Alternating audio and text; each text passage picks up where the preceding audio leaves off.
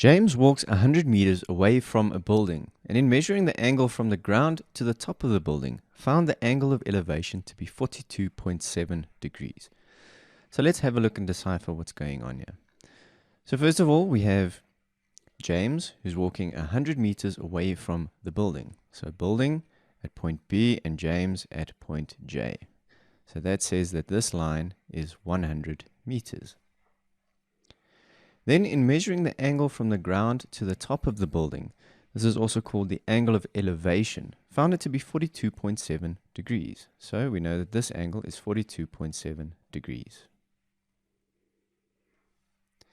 Okay, so now we need to calculate the height of the building.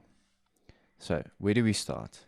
Let's start off by writing out our SOHCAHTOA mnemonic so that we can figure out which trigonometric function we should be using. SOHCAHTOA.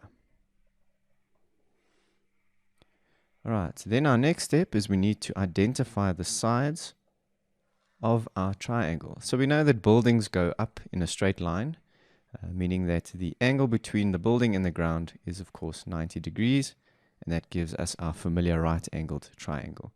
So we know that the side opposite the 90-degree angle is the hypotenuse.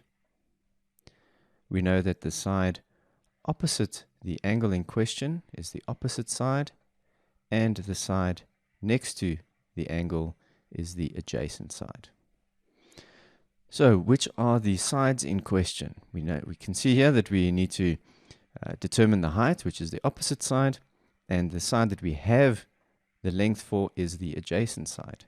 So that leads us to our tangent function.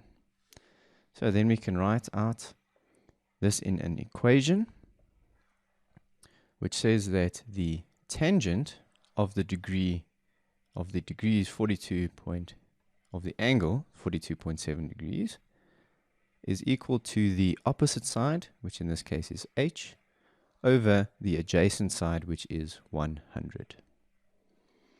Alright, so now all that is left to do is to get h alone on one side of the equation, so we'll multiply by 100 on both sides.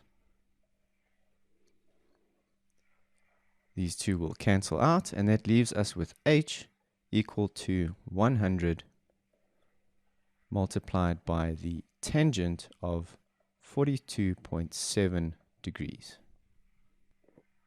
So let's get the calculator, and then we can work out our equation.